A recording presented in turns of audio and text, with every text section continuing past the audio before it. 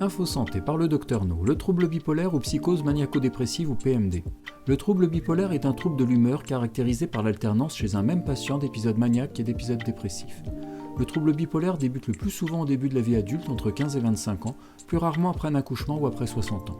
Les épisodes s'installent en quelques jours et durent habituellement quelques semaines voire quelques mois. Entre ces épisodes, l'humeur peut redevenir normale ou quasiment normale, ce sont les intervalles de rémission. Les épisodes de rémission pouvant être longs, il s'écoule en moyenne 10 ans entre les débuts de la maladie et la mise en route d'un traitement adapté. Le trouble bipolaire touche autant les hommes que les femmes. Il débute le plus souvent par un épisode dépressif chez les femmes et par un épisode maniaque chez les hommes. On ne comprend pas encore l'origine du trouble bipolaire. On sait qu'il existe chez les personnes malades des troubles biologiques dans le fonctionnement et la communication des cellules du cerveau ainsi que des anomalies génétiques. Pour qu'un diagnostic de trouble bipolaire soit posé, il faut que la personne ait vécu au moins un épisode dépressif et un épisode maniaque ou hypomaniaque. Les facteurs déclenchants de la maladie bipolaire. Un trouble bipolaire chez les personnes prédisposées peut débuter sous l'action d'un stress, quelle qu'en soit la cause, divorce, séparation affective, décès d'un proche, licenciement, déménagement, de la consommation d'alcool, de tabac et ou de drogue, par un manque de sommeil, par la survenue d'une maladie, l'hyperthyroïdie, plus rarement par la prise de certains médicaments, corticoïdes, traitement de la maladie de Parkinson, interférons, anti-inflammatoires, antidépresseurs. Les principales caractéristiques d'un épisode maniaque ou hypomaniaque lorsque les symptômes sont moins prononcés sont une humeur euphorique, un niveau d'énergie excessif, un besoin moindre de sommeil, une augmentation de l'estime de soi, un discours souvent bruyant et une pensée caractérisée par une distractivité, déplacement de l'attention et le passage rapide d'un sujet à l'autre, fuite d'idées. Une implication souvent excessive dans les activités multiples ou un comportement impulsif ou irréfléchi, par exemple dans les domaines sexuels ou financiers.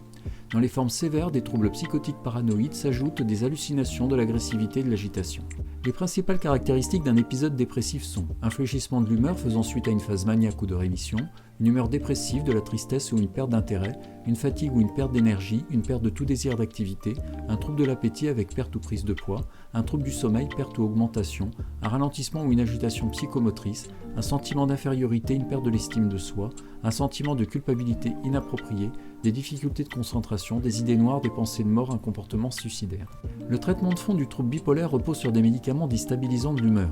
Le lithium est le stabilisant de l'humeur de référence. Il est efficace pour contrôler l'accès maniaque, mais un délai de 4 à 5 jours est nécessaire. Le lithium nécessite d'être dosé dans le sang lithiémique car il a une marge thérapeutique étroite, entre 0,4 et 0,8 milléquivalent par litre. La plupart de ses effets indésirables sont dose dépendants. En second choix, l'acide valproïque et ses dérivés sont utiles, mais moins bien évalués que le lithium et ils doivent être utilisés en dehors de la grossesse. En troisième ligne, certains antiépileptiques, notamment la carbamazépine. Le lamotrigine est aussi une option comme stabilisant de l'humeur.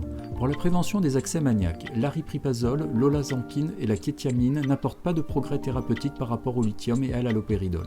Le traitement de la phase aiguë du trouble bipolaire repose, du fait du délai d'action du lithium, il est utile d'ajouter temporairement un neuroleptique éprouvé, comme l'halopéridol, pour obtenir un effet sédatif des manifestations psychotiques, de l'agitation et des troubles du comportement. Une benzodiazépine peut être utile pour diminuer les effets indésirables du neuroleptique. Le traitement des accès dépressifs. Il n'est pas très différent du traitement de la dépression, mais risque de précipiter un accès maniaque. Il faut donc rester vigilant dans le suivi médical de ces épisodes. Vous avez aimé, likez et abonnez-vous à Dr No, disponible aussi sur YouTube.